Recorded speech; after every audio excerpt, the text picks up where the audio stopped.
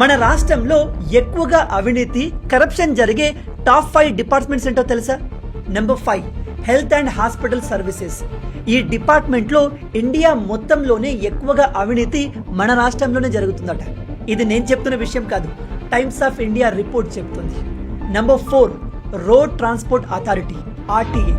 Licence తీసుకోవాలన్నా, కొత్త vehicle register చేసుకోవాలన్నా, ఇతర ఏ డాక్యుమెంట్ ని రెన్యువల్ చేసుకోవాలన్నా ఈ డిపార్ట్మెంట్ లో ఎక్స్ట్రా డబ్బులు కట్టాల్సింది. Number 3 municipal administration and urban development. వీలైతే మరీ దారుణం. హైదరాబాద్ లాంటి నగరాల్లో ఏ కన్స్ట్రక్షన్ చేయాలన్నా అప్రూవల్ పర్మిట్స్ కోసం ఏఈ, ఏడబ్ల్యూ లాంటి ఆఫీసర్లు కోట్ల రూపాయల లంచం తీసుకుంటూ దొరికారు. ఇక నెంబర్ 2 పోలీస్ డిపార్ట్మెంట్. వీళ్ళ గురించి నేను సెపరేట్ గా చెప్పాల్సిన అవసరం లేదు, మీ అందరికీ తెలిసింది. ఇక టాప్ లో ఉంది నెంబర్ 1 రెవెన్యూ డిపార్ట్మెంట్. ఈ డిపార్ట్మెంట్ లో జరిగే అంత అవినీతి వేరే ఎక్కడ జరగదు. ఇక్కడ వేలు లక్షలతో పనవదు, కోట్లలో డబ్బు చేతులు మారుతుంది. ల్యాండ్ రిజిస్ట్రేషన్, హౌస్ రిజిస్ట్రేషన్, ఇతర ఏ ప్రాపర్టీ రిజిస్ట్రేషన్ చేసుకోవాలన్నా అవినీతి జరగదే పనవదు.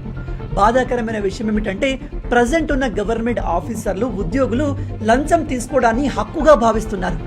ప్రజల్లో కూడా గవర్నమెంట్ జాబ్ అన్నా, గవర్నమెంట్ తో పని చేయించాలన్నా లంచం ఇవ్వాల్సిందే అనే ముద్ర పడిపోయింది. ఈవెన్ జాబ్స్ కోసం ప్రిపేర్ అయ్యే చాలా మంది యువకులు ఈ కాలంలో గవర్నమెంట్ జాబ్ లో జాయిన్ అయ్యి దేశానికి సేవ చేయాలి అనుకోవట్లేదు. గవర్నమెంట్ జాబ్ కొట్టి కోట్లలో లంచం సంపాదించవచ్చు అనే ఆశతోనే ఆ జాబ్స్ ని ప్రిపేర్ అవుతున్నారు. ఇది చాలా పెద్ద సమస్య. ఉగ్రవాదం కంటే ఇది చాలా డేంజరస్. ఎందుకంటే ఉగ్రవాదం వల్ల దేశానికి కొంతవరకే నష్టం ఉంటుంది, కానీ అవినీతి అనేది దేశాన్ని లోపటి నుంచి నాశనం చేస్తుంది. ఇది మారాలి. అందుకే మిమ్మల్ని ఎవరైనా గవర్నమెంట్ డిపార్ట్మెంట్ లో లంచం అడిగితే ఈ నంబర్ కి కాల్ చేసి కంప్లైంట్ చేయండి. ఇది Telangana anti corruption bureau number. లేదా మీరు ఈ వాట్సాప్ నంబర్ కూడా డీటెయిల్స్ పంపొచ్చు. ఇలా చేసి మీరు ఎంత పెద్ద ఆఫీసర్నైనా ఏసీబీకి పట్టించవచ్చు. గుర్తుపెట్టుకోండి, ఎంత పెద్ద ఆఫీసర్ అయినా సరే లంచం అడిగితే అలాంటి లుచ్చగాలను పట్టించడం మనందరి బాధ్యత.